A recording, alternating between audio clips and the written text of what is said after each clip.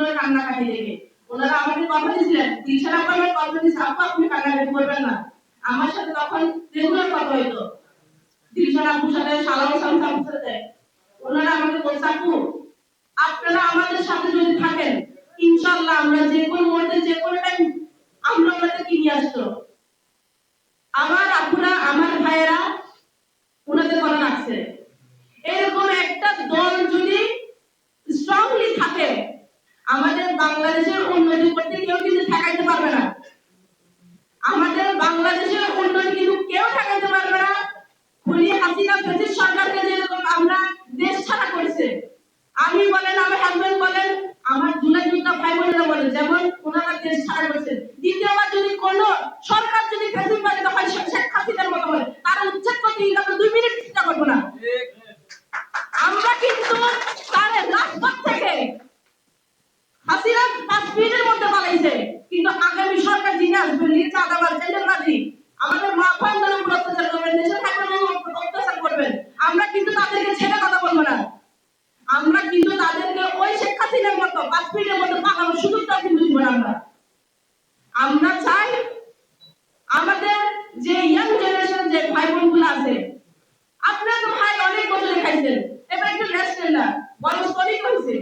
যারা আমাদের বিপক্ষে আছে তাদেরকে বলতেছি রাজনীতি অনেক বছর করছেন, এবার আমাদের ইয়াং জেনারেশন ভাই বোনদের উপর তুলে দেখেন ওনারা কি করতে পারে। এত বছরে আপনি যখন কিছু করতে পারেন নাই, কিন্তু ইয়াং জেনারেশন যখন ভাই বোনরা আসছে, জুলাই যোদ্ধার মানুষগুলো যখন আসছে তখন কিন্তু অনেক কিছু করে দেখাইছে। আমি এটার উপরে বিশ্বাস রাখি 25 বছরের যাবজ্জীবন কারাদণ্ড মানুষগুলো যখন আনতে পারছে ওই দেশ থেকে, ওই দেশটা কিন্তু আপনাদেরকে আমি আগেও বলছি এখন বলছি, ওইটা হচ্ছে রাষ্ট্রযন্ত্র দেশ, ওইটা কিন্তু গণতন্ত্র দেশ, ওইখান থেকে আনা কিন্তু এতটা সহজ না। আমাদের গভর্নমেন্ট কিন্তু যদি প্রথমে যদি আমাদেরকে সাহায্য সহযোগিতা করতো তাহলে আমাদের মানুষগুলো 1.5 বছর পর্যন্ত জেল থাকতো না। 1.5 বছর পর্যন্ত জেলে ওদেরকে এত পরিমাণ টর্চার করা হতো না। ওনাদেরকে যখন এয়ারপোর্টে গ্রেফতার করা হয়েছে অনেক মারামারি ওনাদেরকে নিয়ে গেছে, পুলিশ কিন্তু ওদের খালি হাতে পাঠাইছে, কারণ ওদের দোষ ছিল ওদের দেশের পক্ষ হয়ে কথা বলছে সেজন্য। আমি চাই আমি আমাদের গণমাধ্যম ভাই বোনগুলোর মাধ্যমে চাই এটা বলতে যে ওনারা যে ওনাদের ক্ষতিগুলো করে আসছেন, ওনারা ওনাদের জীবন সবকিছু হারিয়ে আসছে, ওনাদের টাকা পয়সা সবকিছু ওনাদের ভালো একটা লাইফ লিড করছে ওটা হারিয়ে আসছে। আমি চাই এই কেসটা যাতে উল্টো করে দেন, নয় ইন্টে যাতে তুলে ফেলেন, যাতে আমার ভাইগুলো যাতে ওই কর্মস্থলে আবার যেতে পারে।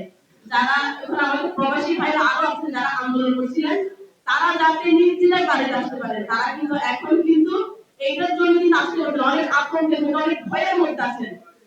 আমি আমার বক্তব্য এতটুকুর মধ্যে শেষ করবো। আপনারা বিগত দিনে সবাই জানেন আমরা চাই আপনাদের মাধ্যমে যে আমাদের মানুষগুলো আসছে ওই কেসটা যাতে আপনাদের মাধ্যমে আপনারা এত পরিমাণ লেখালেখি করেন যে আমাদের গভর্নমেন্টের উপরে এত পরিমাণ নির্বাচিত গভর্নমেন্টের উপরে এত পরিমাণ প্রেশার ক্রিয়েট করেন যে ওই দেশের মানুষ ওই দেশে যারা আছে তাদের লো ইন্ডিয়ান তুলে ফেলে। আসসালামু আলাইকুম।